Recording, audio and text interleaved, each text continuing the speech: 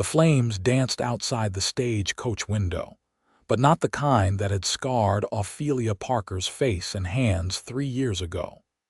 These were just the dying embers of sunset painting the Nevada desert as she approached a future she could scarcely imagine. A mail-order bride with damaged goods to offer. She tugged her veil lower, hiding the rippled skin that stretched from her right temple down to her jaw, a constant reminder of the night that had stolen her beauty and her family in one cruel swoop. Humboldt, Nevada appeared on the horizon like a mirage, a collection of wooden structures rising from the dusty landscape, promising either salvation or another disappointment. The year was 1876, and Ophelia had nowhere else to turn. At 23, she was considered a spinster back east, doubly so with her disfigurement. The advertisement from a rancher named Zachary Winters had been her last hope. Last stop, Humboldt. The driver called, pulling the team of horses to a halt in front of what passed for the town's main street. Ophelia gathered her single carpetbag, heart hammering against her ribs. The other passengers, a salesman and an elderly couple, disembarked first, leaving her to face the moment of truth alone. She adjusted her bonnet, ensuring the veil covered the right side of her face, and descended carefully onto Nevada soil. The bustling Main Street wasn't what she'd expected from a frontier town. Humboldt had grown with the silver mines nearby, boasting several saloons, a hotel, a general store, and what appeared to be a newly constructed schoolhouse. Men in dusty clothes and women in practical frontier dresses moved with purpose along the wooden boardwalks. No one waited for her. "Miss Parker," a woman's voice came from her left. "You must be Miss Parker." Ophelia turned to see a plump, gray-haired woman approaching with a kind smile. "Yes, I am. I'm Martha Wilson. I run the boarding house. Mr. Winters asked me to collect you. He's been held up at his ranch, trouble with rustlers, I'm afraid." The woman's eyes briefly darted to the veil but quickly returned to Ophelia's exposed features. "Come along, dear. You must be exhausted from your journey." Disappointment settled in Ophelia's stomach as she followed Martha. Already her intended husband couldn't be bothered to meet her. Perhaps he'd heard about her scars after all. The boarding house was a 2-story wooden structure with surprisingly cheerful curtains in the windows. Martha showed her to a small but clean room on the second floor. "Mr. Winters left a letter for you," Martha said, producing an envelope from her apron pocket. "He said he'll come by tomorrow, once things are settled at his place." Alone in her room, Ophelia broke the seal and unfolded the letter. "Miss Parker, please accept my apologies for not greeting you in person. Cattle thieves don't respect schedules, it seems. I look forward to making your acquaintance tomorrow morning. Rest well. Respectfully, Zachary Winters." The handwriting was strong and clear, much like the advertisement that had brought her here. A man of 32, established rancher, seeking a practical wife for partnership and companionship. He hadn't mentioned love, which suited Ophelia fine.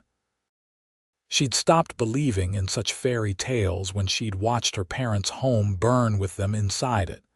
She unpacked her few possessions, including a small mirror. With trembling hands, she removed her bonnet and veil. The right side of her face greeted her, a landscape of pink and white scar tissue that pulled her eye slightly downward and twisted the corner of her mouth. She'd hoped the doctors in Philadelphia had been wrong when they said nothing more could be done, that the scars would remain with her forever. Ophelia replaced her veil before venturing downstairs for supper. Martha had prepared a hearty stew, and 3 other boarders joined them, a schoolteacher named Miss Henderson, a clerk from the mercantile named Mr. Peterson, and a widow who introduced herself as Mrs. Crawford. They were politely curious about Ophelia, but no one mentioned her veil or asked to see what lay beneath it. Mr. Winters is one of the most respected men in the county, Mrs. Crawford offered as they ate. His ranch is prosperous, and he treats his hands fairly. He's also quite handsome, Miss Henderson added with a small smile. Half the unmarried women in town have set their caps for him over the years. Then why would he need to send for a bride? Ophelia asked before she could stop herself. A moment of awkward silence followed before Martha answered. Zachary Winters is a private man, focused on his ranch. After his brother died 2 years ago, he's been running the place alone. I suspect he decided it was time for companionship, but didn't want the complications of local entanglements. I see, Ophelia murmured, wondering what Zachary Winters would think when he saw what had arrived in response to his advertisement. Sleep eluded her that night. The unfamiliar creaks of the boarding house, combined with anxiety about the morning, kept her staring at the ceiling. What if he rejected her outright? She had barely enough money for a return ticket to Philadelphia, where nothing awaited her but poverty and pity. Morning came with brilliant sunshine streaming through her window. Ophelia dressed carefully in her best dress, a navy blue cotton with white piping, and secured her veil in place. She just finished pinning her thick brown hair into a modest bun when Martha knocked on her door. "Mr. Winters is downstairs, dear." The moment had arrived. Ophelia took a deep breath, picked up her gloves to cover the scarring on her hands, and descended the stairs. The man who stood in the foyer was taller than she had imagined, with broad shoulders that tapered to a trim waist.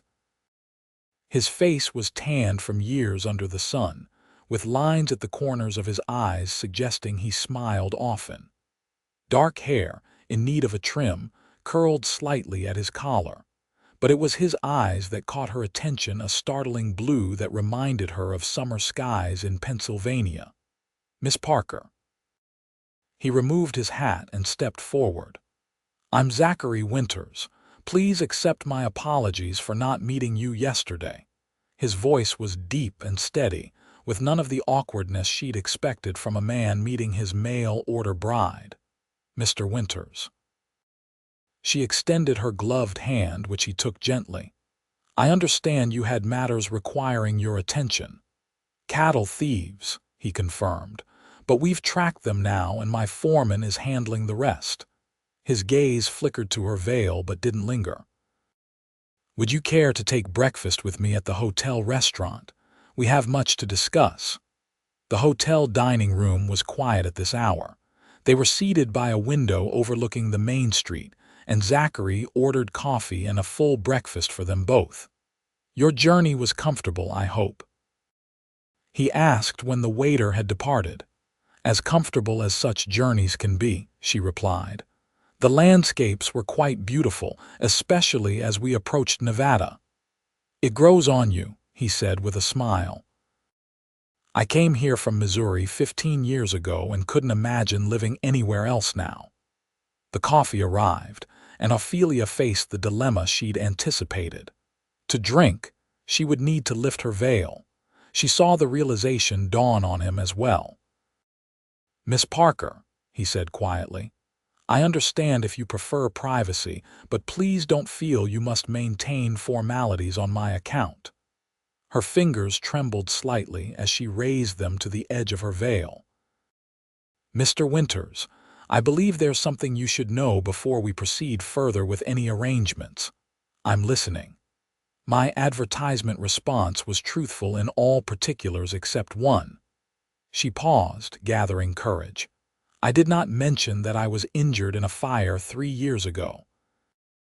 The injuries left permanent marks. Understanding crossed his face.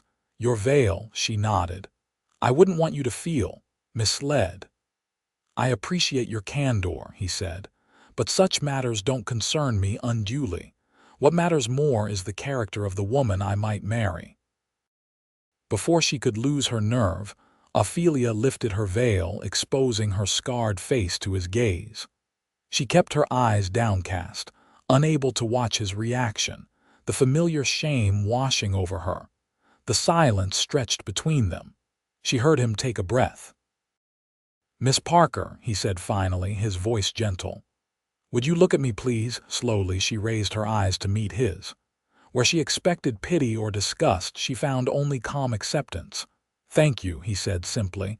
"For your honesty, you're not repulsed." A flicker of something, perhaps sadness, crossed his face. "I've seen many injuries in my time out west. Burns, gunshots, the aftermath of accidents with cattle and machinery. What I see when I look at you is not your scars, but your strength in surviving them." The breakfast arrived, saving her from having to respond to words she hadn't expected to hear. They ate in relative silence for a few minutes before he spoke again. "I should be equally forthcoming with you," Zachary said. "My advertisement was honest, but perhaps incomplete.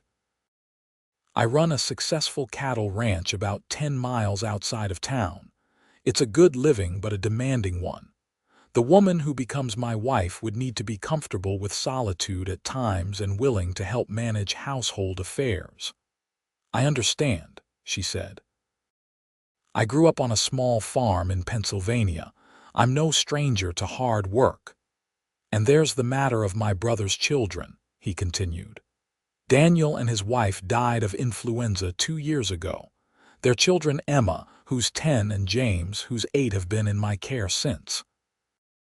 They're good children, but they've known loss. This was unexpected. You didn't mention children in your advertisement."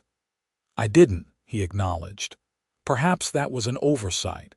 They're currently staying with my neighbor, Mrs. Callahan, while I address the rustling problem. They'll return home tomorrow." Ophelia considered this new information.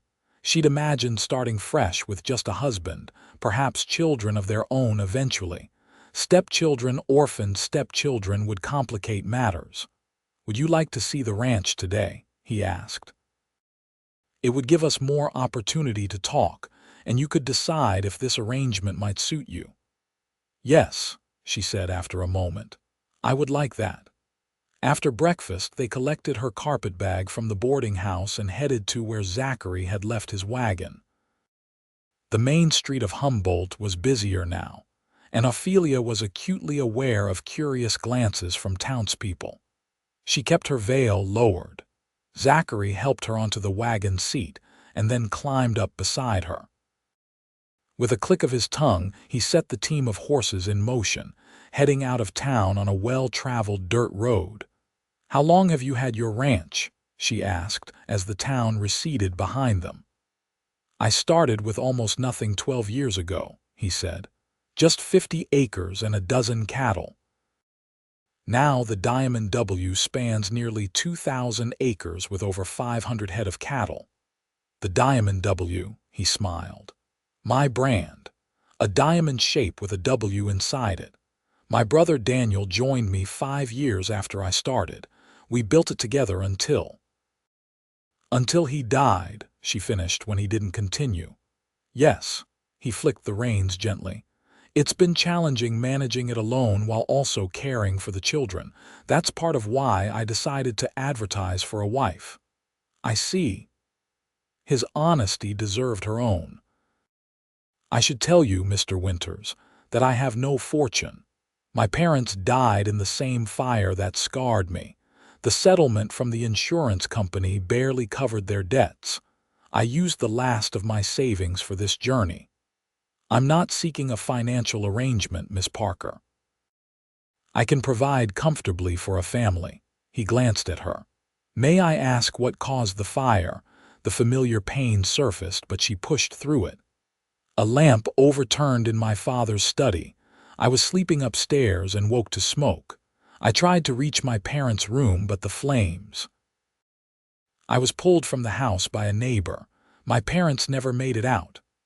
"I'm sorry," he said simply. The words held weight, unlike the hollow platitudes she'd grown accustomed to. They rode in companionable silence for a while, the landscape opening up around them. Mountains rose in the distance, their peaks still capped with snow despite the June heat. The terrain was more varied than she'd expected, not just desert, but rolling grasslands perfect for grazing cattle. "There it is," Zachary said eventually, pointing ahead to where a cluster of buildings came into view. Home. The Diamond W Ranch was impressive by any standard. A large two-story house of solid timber construction sat at the center, surrounded by various outbuildings, a barn, bunkhouse, smokehouse, and what appeared to be a small schoolhouse. A corral held several horses, and in the distance, she could see cattle grazing. "It's beautiful," she said honestly. "Thank you. We've worked hard on it." Pride colored his voice. "The house was finished just last year. Daniel never got to see it completed." He drove the wagon up to the house and helped her down. Up close, the house was even more impressive, sturdy and well-built, with a wide porch wrapping around the front. "Would you like to see inside?" he asked. The interior was spacious and surprisingly refined for a bachelor's home. The main floor contained a large kitchen with a modern cast-iron stove, a dining room that could seat 12 comfortably, a study lined with bookshelves, and a comfortable sitting room. Upstairs were 4 bedrooms and a small sewing room. "The children have the 2 rooms at the end of the hall," Zachary explained. "The master bedroom is here." He opened a door to reveal a large room with a 4-poster bed and matching dresser. "The 4th bedroom is currently used for storage, but it could be converted for whatever purpose might be needed." The implication was clear room for future children. Ophelia felt her cheeks warm beneath her veil. "It's a lovely home, Mr. Winters." "Zachary, please. If we're to consider marriage, we should at least use our given names." "Zachary," she repeated. "And you may call me Ophelia," he smiled. "Ophelia, would you like some coffee or tea? Then I can show you the rest of the ranch." In the kitchen, he surprised her by competently preparing coffee for them both. They sat at the large wooden table, and Ophelia again faced the moment of truth. This time, she lifted her veil without hesitation. Zachary's eyes met hers directly. "May I ask what the doctors said about your injuries?" The question wasn't what she expected. "They said the scars are permanent. The damage to the tissue was too deep for further improvement." He nodded thoughtfully. "Have you experienced any limitations in movement or sensation?" "Some tightness when the weather changes. The corner of my mouth doesn't always cooperate when I smile." She demonstrated the slightly lopsided smile that was now her permanent expression. "I had a ranch hand once who was burned by a branding iron," Zachary said. "He found that regular application of aloe vera helped with the tightness. We grow some in the kitchen garden." His practical approach was refreshing after years of people either ignoring her injury entirely or treating her like a tragic figure. After coffee, he showed her the rest of the property: the barn with its horses and milk cows, the chicken coop, the vegetable garden, and the small schoolhouse where the children took lessons 3 days a week from a teacher who rode out from town. "The rest of the time I try to continue their education myself," he explained, "though I fear my knowledge of proper grammar and mathematics may be lacking. I was a teacher's assistant before." She gestured vaguely to her face. "After, it was deemed I might frighten the children." Anger flashed briefly in his eyes. People can be needlessly cruel. By late afternoon, they had toured the entire ranch, and Zachary drove her back toward town. "I've talked more today than I have in months," he admitted with a rueful smile. "But there's much more to discuss if you're still interested in our arrangement." "I am," she said, surprising herself with the certainty she felt. "Good. The children return tomorrow. Perhaps you could join us for supper. They should have a say in this decision as well." His consideration for his niece and nephew's feelings impressed her. "I'd like that. I'll collect you at the boarding house around 4, then." Back in Humboldt, he helped her down from the wagon in front of Martha's boarding house. For a moment they stood facing each other, neither quite sure how to conclude their day. "Until tomorrow, Ophelia," he said finally, settling his hat back on his head. "Until tomorrow, Zachary." Martha was waiting inside, curiosity evident on her kind face. "Well, how was the ranch?" "Beautiful," Ophelia replied honestly. "Much larger than I expected. And Zachary, did you two get on well?" "I believe we did." She touched her veil unconsciously. "He's not what I expected." Martha smiled knowingly. "He's a good man. Lost too much, too young, but it hasn't hardened his heart." That night, Ophelia wrote in her journal, trying to sort through her tumultuous feelings. Zachary had seen her face and hadn't flinched. He'd spoken of her scars as evidence of strength, not disfigurement. But was that enough basis for a marriage? She had no illusions about romantic love. This would be a practical arrangement. She would gain security and a home, while he would gain a helpmate and mother figure for his brother's children. It was more than she had dared hope for when she'd answered his advertisement. The next day passed slowly as she waited for 4 o'clock.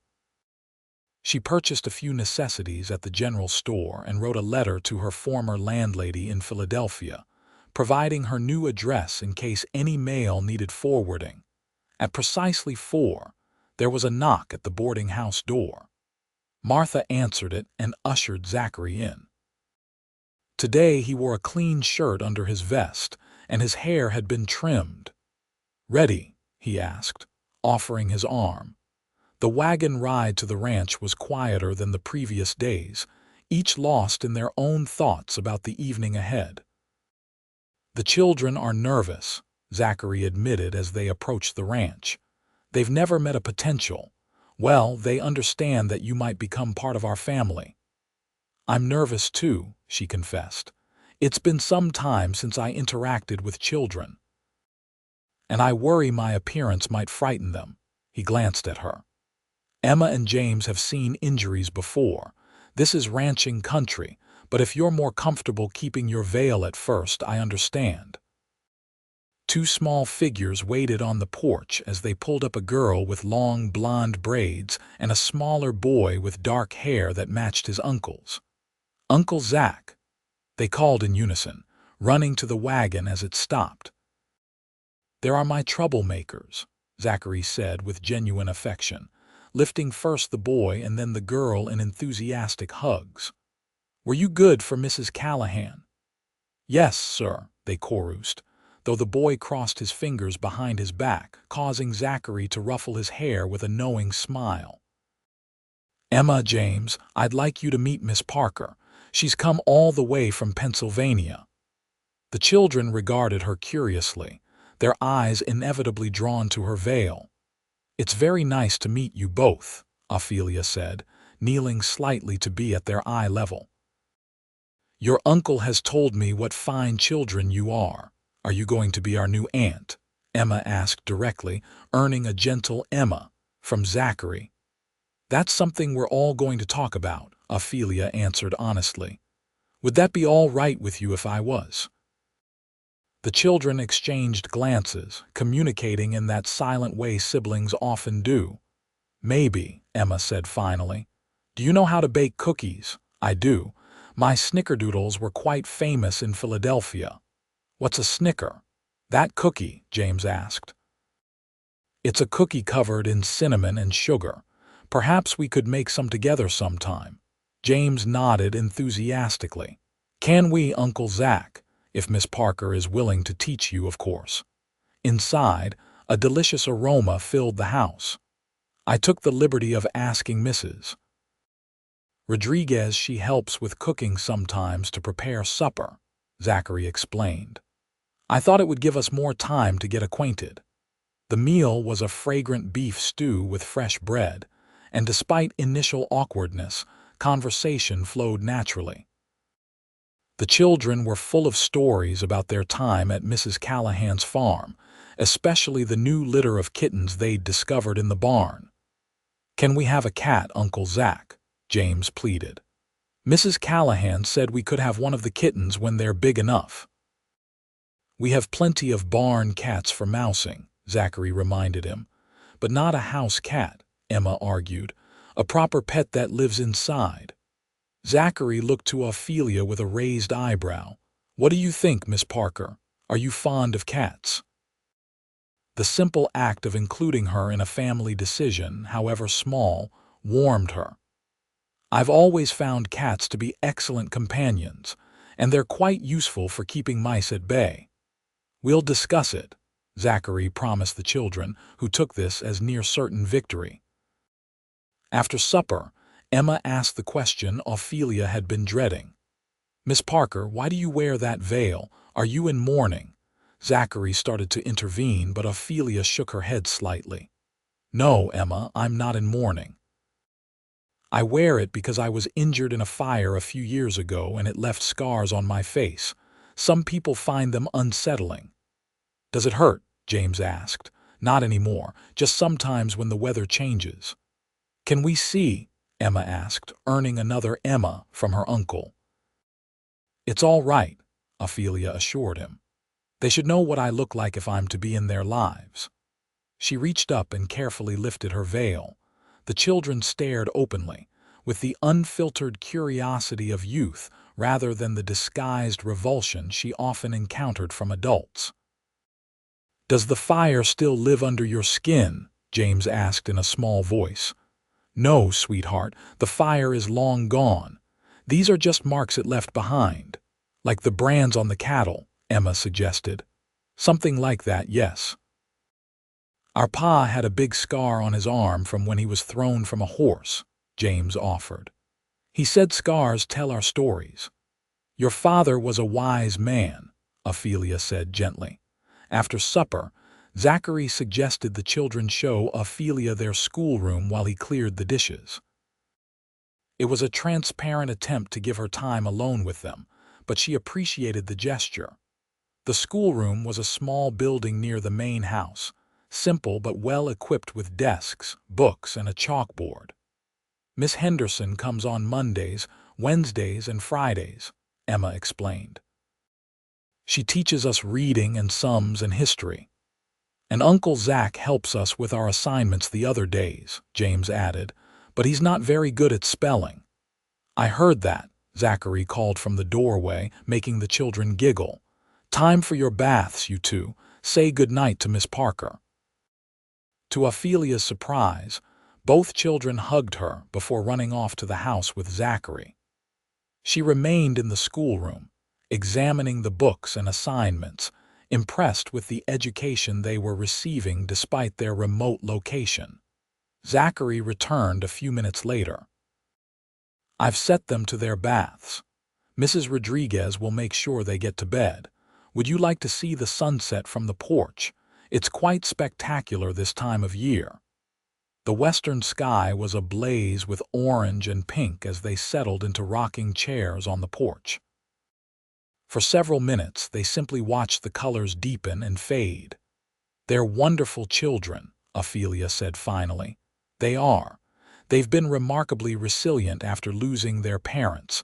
I worry sometimes that I'm not enough for them. You've created a loving home. That counts for a great deal. He turned to face her. Ophelia, I need to be direct. After spending these 2 days with you, I'm more convinced than ever that you would make an excellent partner and mother figure for Emma and James. If you're willing, I'd like to proceed with our marriage. Her heart fluttered unexpectedly. So quickly, we've only just met. True. But I've learned to trust my instincts and they tell me you belong here. He hesitated. However, I understand if you need more time to decide. It's not that, she said carefully. I'm just surprised. Most men would consider my scars a significant impediment to marriage. I'm not most men. His blue eyes held her steadily. When I look at you, I see only your strength, your kindness, your intelligence. The scars are simply part of your story, not the whole of who you are. Tears pricked at her eyes. After 3 years of being defined by her disfigurement, his words were like rain on parched earth.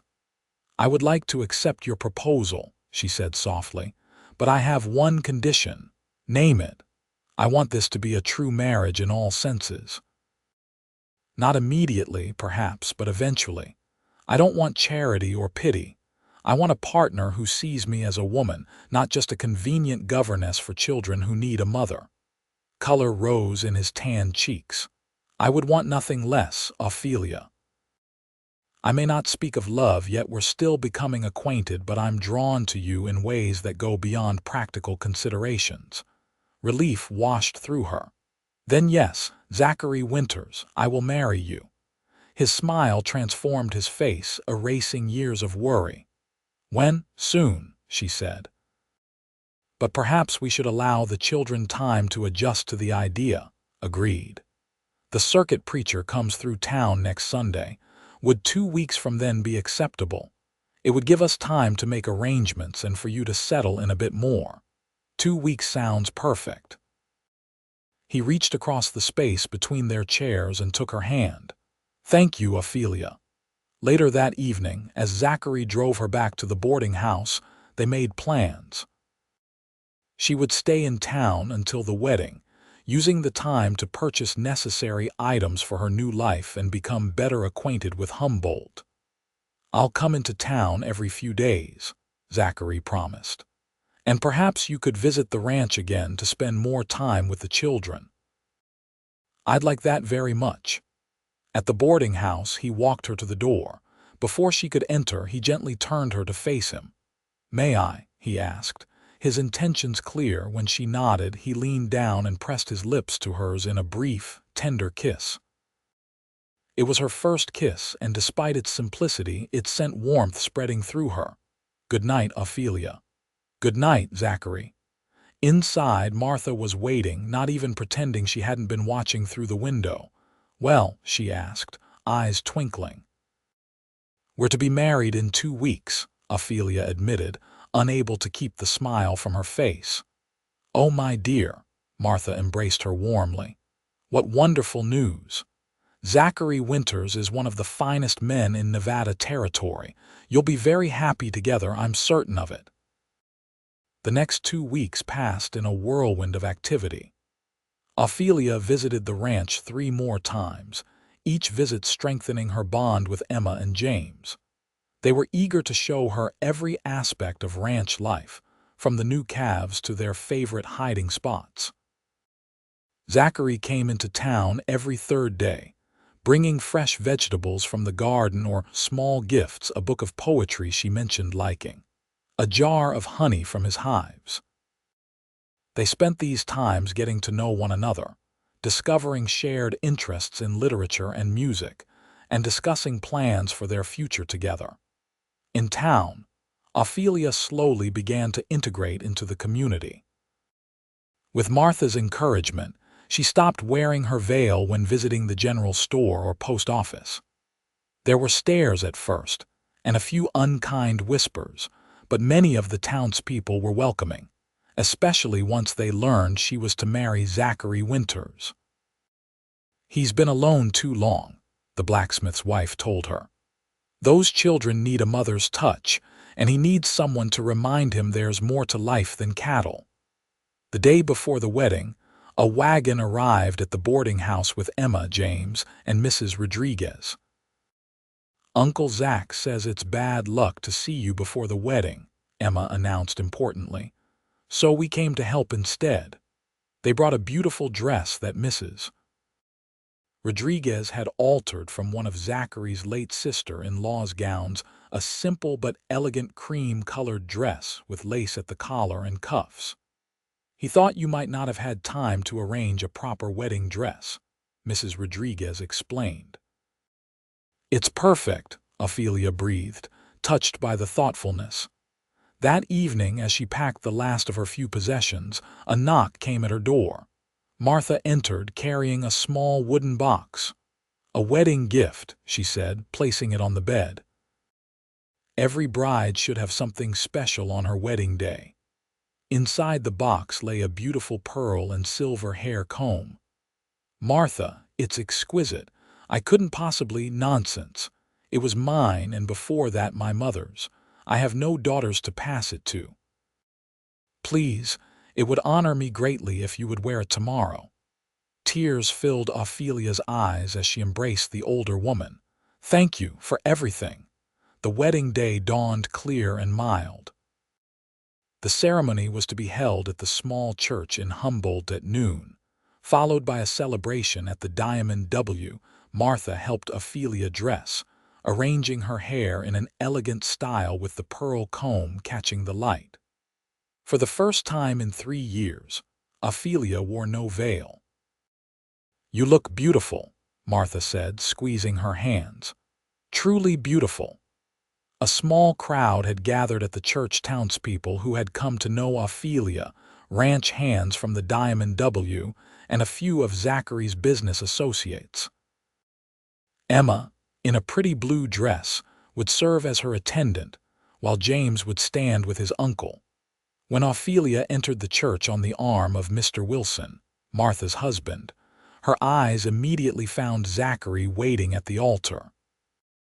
He wore a new black suit, his hair neatly combed, but it was the expression on his face that caught her breath, a mixture of awe and tenderness that made her heart soar.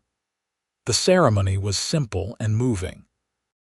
When the preacher asked who gave this woman in marriage, Mr. Wilson answered clearly, "Her new community does." It brought fresh tears to Ophelia's eyes. "I, Zachary, take thee, Ophelia, to be my wedded wife," he said, his voice steady and sure. "To have and to hold from this day forward, for better, for worse, for richer, for poorer, in sickness and in health, to love and to cherish, till death us do part." When it was her turn, Ophelia spoke the words that would bind her to this man who had seen beyond her scars to the woman beneath. "I, Ophelia, take thee, Zachary, to be my wedded husband." As they exchanged rings, a simple gold band for her, a wider one for him, she felt a profound sense of rightness. This was where she belonged. "You may kiss your bride," the preacher announced. Zachary cupped her face gently, his fingers brushing against both smooth and scarred skin without hesitation, and kissed her with a tenderness that spoke of promises to come. "Mrs. Winters," he whispered against her lips. The celebration at the ranch lasted well into the evening. Tables had been set up in the yard, laden with food contributed by neighbors and friends. A small band played, and there was dancing under the stars. Ophelia danced first with her new husband, then with James, who stood on a wooden box to reach her properly, and finally with several of the ranch hands who approached her with respectful nods. As twilight deepened into night, guests began to depart.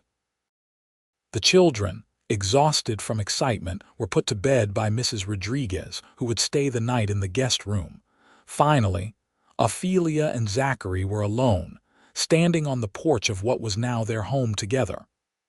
"Happy, Mrs. Winters?" he asked, drawing her into his arms. "Happier than I ever imagined possible," she answered truthfully. He kissed her then, deeper than before, with a passion that had been banked during their courtship but now flickered to life. When they broke apart, both were breathing heavily. "Shall we retire?" he asked, his voice husky. She nodded, suddenly shy despite her earlier boldness in demanding a true marriage. He surprised her by sweeping her into his arms.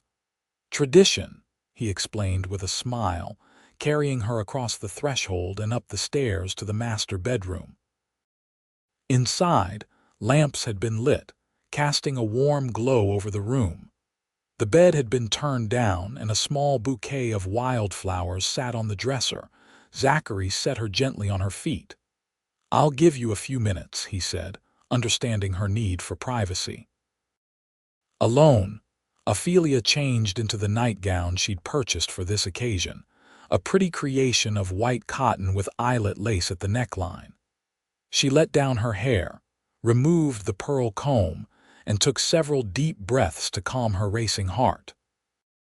When Zachary returned, he had removed his jacket, vest, and tie and unbuttoned his shirt at the collar. He stopped in the doorway, his eyes darkening as he looked at her. "You are so beautiful," he said, crossing to her, "even with She gestured to her scars, especially with them. He traced the line of scarring along her cheek with gentle fingers. "They're the map of your courage, Ophelia." His kiss was tender at first, then grew more urgent as she responded to him. When he lifted her onto the bed, she went willingly, her earlier fears dissolving in the heat of his touch. Later, as they lay entwined in the darkness, Zachary's fingers tracing idle patterns on her bare shoulder, he spoke words she never thought to hear. "I think I'm falling in love with you, Ophelia Winters." She raised herself on one elbow to look down at him, her hair creating a curtain around them. "And I with you, Zachary Winters." The following days settled into a rhythm that felt natural, as if Ophelia had always been part of the Diamond W. She took over management of the household, worked alongside Mrs. Rodriguez in the kitchen, and spent afternoons in the schoolroom helping Emma and James with their lessons. Zachary, true to his word, treated her as a full partner. He consulted her on ranch business, taught her to ride properly so she could accompany him on his rounds, and each night drew her into his arms with increasing passion. 1 month after their wedding, as they sat on the porch watching the sunset, Zachary handed her a small package. "What's this?" she asked, unwrapping it to find a beautiful leather-bound journal. "I noticed your old one is nearly full," he said. "I thought you might like a new one to continue your writing." She leaned over to kiss him. "Thank you, it's perfect." "I've been meaning to ask," he said, his arm around her shoulders. "What do you write about in those journals?" "My thoughts, memories, and lately all the ways my life has changed since coming to Nevada." She hesitated. "Would you like to read some of it? Only if you want to share it." That night, she read him an entry from the week before, describing the joy she felt watching him teach James to fish in the creek that ran through their property. His eyes grew suspiciously bright as she read. "I never thought to have this," he admitted. "After Daniel died, I was just trying to keep everything from falling apart. But now, with you here, it feels like we're building something new, something better." Summer faded into autumn, bringing cooler temperatures and the cattle roundup. Zachary was often gone from sunup to sundown during these weeks, working with his men to gather the herds for market. On his return each evening, exhausted and dust-covered, Ophelia would have a hot bath waiting and a hearty meal. The children would regale him with stories of their day, and later, after they were asleep, he and Ophelia would share the quiet intimacy that had become as necessary as breathing. As November approached, Ophelia began to suspect a change in her condition. Her monthly courses, regular as clockwork since she was 15, had failed to appear. Her suspicions were confirmed when even the smell of coffee, previously her favorite morning ritual, sent her rushing outside. She kept her secret for 2 more weeks, wanting to be certain before sharing the news with Zachary. When she could no longer doubt, she planned a special evening. After the children were asleep, she and Zachary sat before the fire in the sitting room, his arm around her as she read aloud from David Copperfield, a ritual they had established early in their marriage. "Zachary," she said during a pause, closing the book, "I have something to tell you." His face grew concerned at her serious tone. "What is it? Are you unhappy here?" "Quite the opposite." She took his hand and placed it on her still flat stomach. "We're going to have a baby, in early summer, I think." His expression transformed from concern to wonder to joy in the space of a heartbeat. "A baby, you're certain?" She nodded, smiling. "Quite certain." He pulled her into his arms, burying his face in her neck. When he looked up, she was startled to see tears in his eyes. "Thank you," he whispered, kissing her with such tenderness it brought tears to her own eyes. "Are you pleased, then?" she asked when they parted. "Please doesn't begin to cover it." His hand returned to her stomach, protective and gentle. "When should we tell the children?" "Soon, I think." They'll need time to adjust to the idea of a cousin who will be more like a sibling. They told Emma and James the following evening at supper. The children's reactions were predictably different. Emma was immediately full of questions about babies and whether she could help name it, while James was more reserved, asking practical questions about where the baby would sleep. "Will you still have time for us?" he asked finally, the real concern emerging. "Oh, James," Ophelia said, moving to kneel beside his chair. "A baby doesn't divide love, it multiplies it. You and Emma will always be special to me. You are my first children in my heart, if not by birth."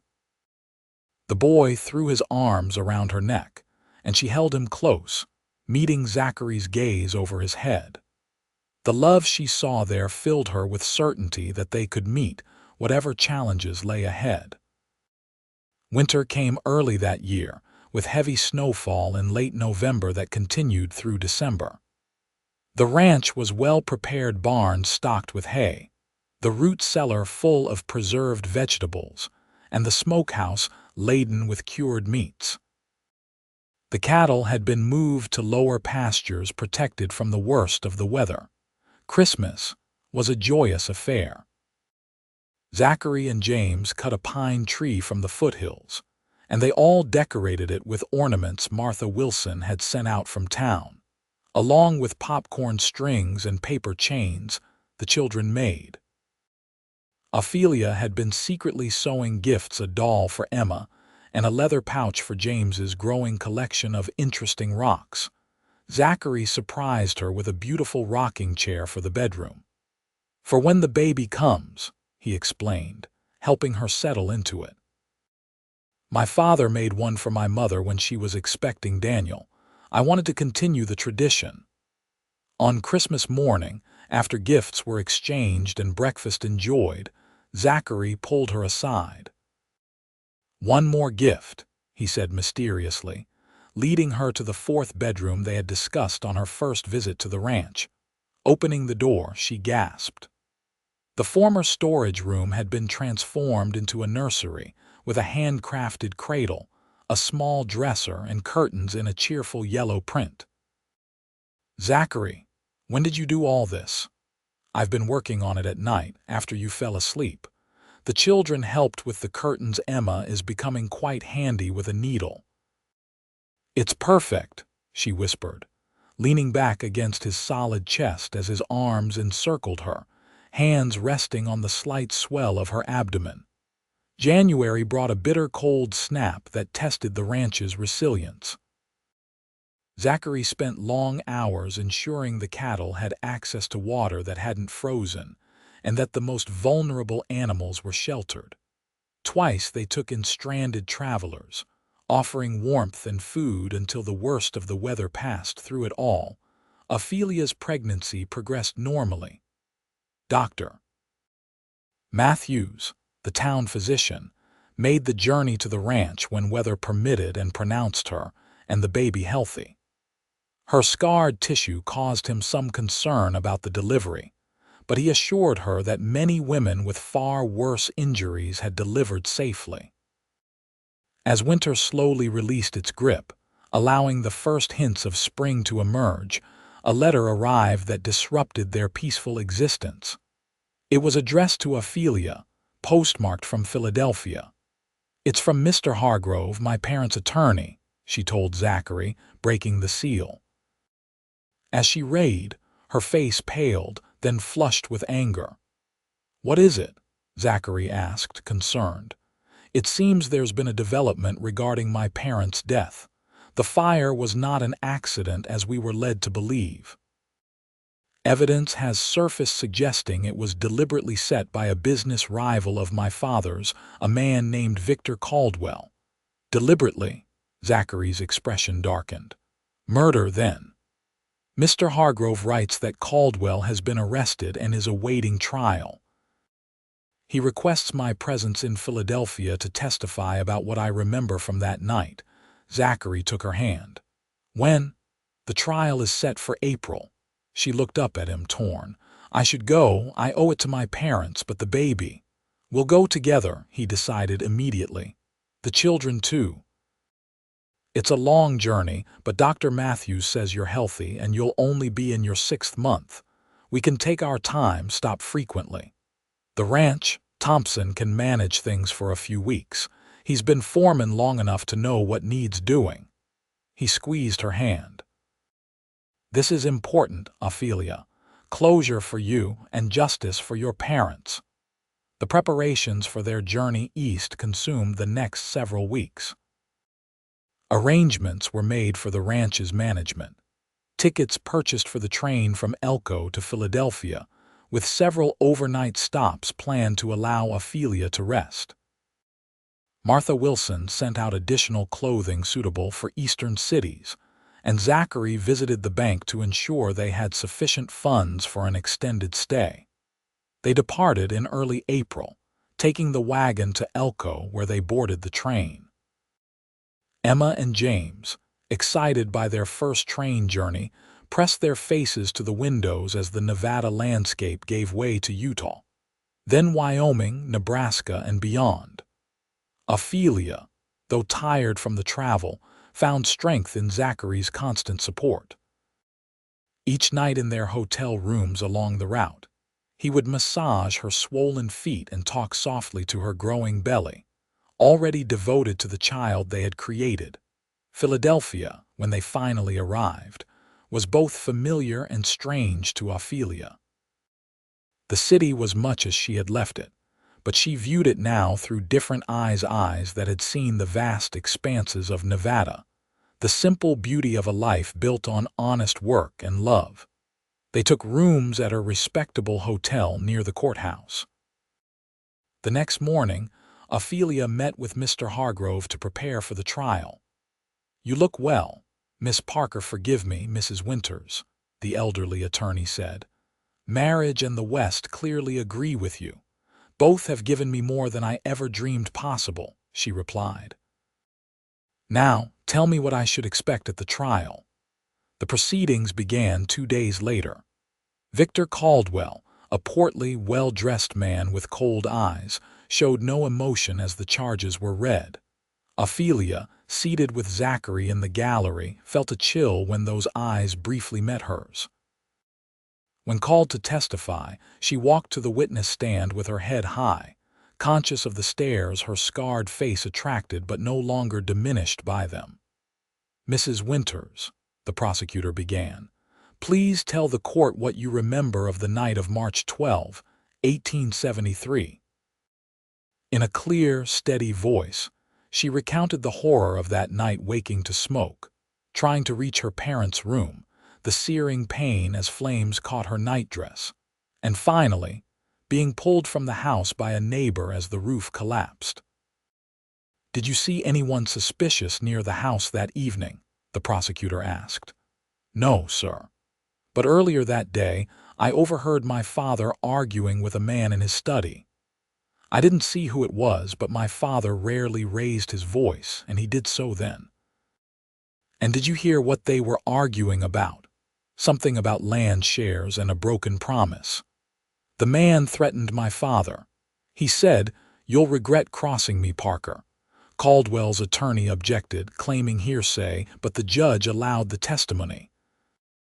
During cross-examination, Caldwell's attorney tried to suggest that Ophelia's memory might be compromised by trauma, or that the fire could have been caused by carelessness. "Mrs. Winters, isn't it true that your father was known to smoke a pipe in his study?" the defense attorney asked. "He did, but he was meticulous about extinguishing it properly. In 20 years, he never once left it burning. And isn't it possible that in your injured state, your recollection of events might be colored by suggestion?" Zachary tensed visibly in his seat, but Ophelia remained composed. "Sir, there are many things I might forget, but the night that took my parents and left me with these scars is not among them. Every detail is burned into my memory as surely as the fire burned my flesh." The defense attorney had no further questions. The trial lasted a week. Additional evidence was presented: a witness who had seen Caldwell near the Parker home the night of the fire. Financial records showing that Caldwell had profited enormously from Samuel Parker's death. And most damning, a confession from Caldwell's servant who had helped purchase the accelerant used to ensure the fire spread quickly. On the final day, the jury deliberated for only 2 hours before returning a guilty verdict. Caldwell was sentenced to hang for the murders of Samuel and Elizabeth Parker. As they left the courthouse, Ophelia felt a strange mixture of relief and grief. "It doesn't bring them back," she said softly to Zachary. "But at least there's justice now. And perhaps some peace for you," he replied, his arm strong around her waist. They remained in Philadelphia for another week, allowing Ophelia to settle her parents' affairs completely.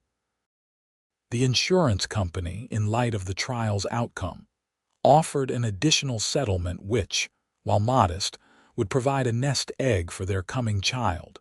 Before departing, Ophelia visited her parents' graves for the first time since leaving Philadelphia.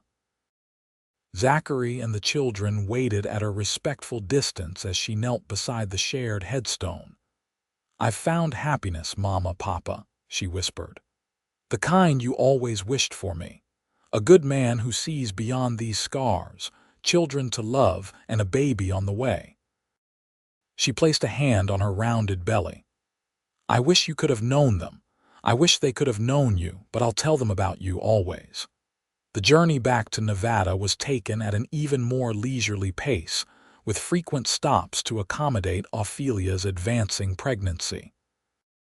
By the time they reached the Diamond W in mid-May, she was beginning her 8th month and grateful to be home. The ranch had fared well in their absence. Thompson, the foreman, had managed everything efficiently, and the spring calving had been successful, with more than 100 new additions to the herd. June brought warm days and the bustle of preparing for the baby. The nursery was completed, tiny clothes washed and folded in the dresser, and Zachary insisted that Ophelia rest more as her time grew near. "You're hovering," she teased one afternoon as he adjusted pillows behind her back for the 3rd time. "Guilty as charged," he admitted with a smile. "But you married a man who doesn't take chances with what he treasures, and you, Mrs. Winters, are my greatest treasure." The baby arrived on a star-filled night in late June, after a labor that Dr. Matthews described as remarkably straightforward. Ophelia's fears about complications from her scarring proved unfounded, and at 3 in the morning she gave birth to a healthy son. "He's perfect," Zachary whispered, cradling the infant with tears streaming unashamedly down his face. "Thank you, my love." They named him Daniel Samuel Winters, honoring both Zachary's brother and Ophelia's father. Emma and James, allowed to visit briefly the next morning, were instantly smitten with their cousin. James solemnly promised to teach Daniel to fish when he was big enough, while Emma declared she would help with everything, especially the parts that Uncle Zach might not know about babies. As summer progressed into autumn, life at the Diamond W settled into a new rhythm that accommodated their expanded family. Ophelia recovered her strength quickly and resumed most of her duties, though Zachary insisted on hiring additional help so she wouldn't overtax herself. Daniel thrived, a happy baby with his father's blue eyes and a tuft of dark hair that promised to be as thick as his mother's. His arrival seemed to heal something in the older children as well. Emma became more nurturing, while James developed a protective streak that reminded Ophelia of Zachary. On their first wedding anniversary in August, Zachary surprised Ophelia with a gift, a delicate silver locket containing tiny portraits of all 3 children. "For the mother who made our family complete," he said, fastening it around her neck. "You and the children made me complete," she corrected, touching the scarred side of her face. "Before you I was half living, hiding behind veils and shame. You taught me that scars can be marks of strength, not just reminders of pain. He drew her into his arms. Do you know when I first began to fall in love with you? That first morning at breakfast when you lifted your veil. Not because of your face scarred or otherwise, but because of the courage it took. I recognized then that you were a woman of extraordinary strength. And I fell in love with the man who could see that strength when everyone else saw only damage. She leaned up to kiss him. Happy anniversary, husband. The first of many, wife, he promised. 5 years later, the Diamond W Ranch had nearly doubled in size and prosperity. Zachary's innovative breeding programs and fair business practices had made it one of the most respected operations in Nevada. They had added to their family again a daughter. Elizabeth Martha, now 3, completed their household. Emma, at 15, was becoming a young lady with aspirations to attend the new women's college in California. James, 13, had developed his uncle's gift with horses and spent every spare moment working with the colts. Daniel, an energetic 5-year-old, followed his older brother everywhere, while little Lizzie was the apple of her father's eye. Ophelia, now 31, had found her own unexpected path.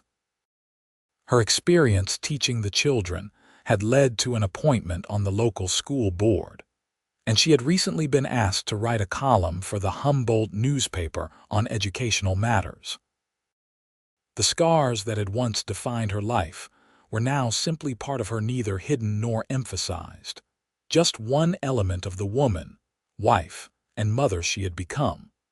On a warm September evening, as they sat on the porch watching the children play in the yard, Zachary took her hand. "I've been thinking," he said. "The children are growing so fast.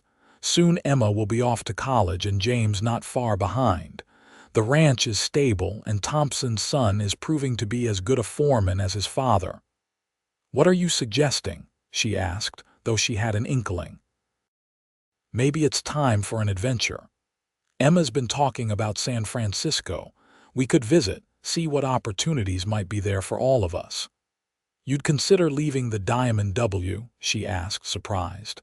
"Not leaving exactly, more, expanding our horizons."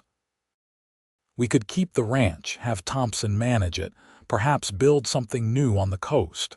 She studied his face. "You're serious?" "Life changes, Ophelia.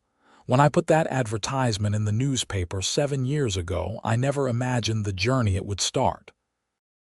I've learned that the best paths are the ones we discover together." She leaned her head on his shoulder, considering. San Francisco, it would be a very different life. Too different. She thought of the frightened, veiled woman who had stepped off the stagecoach in Humboldt 7 years earlier, certain her scars would define her future. How far she had come since then, how much she had grown. Not too different, she decided. Just a new chapter in our story. He smiled, drawing her closer. "Our very good story." "The best," she agreed, turning her face to his for a kiss as the setting sun painted the Nevada sky in shades of gold and promise.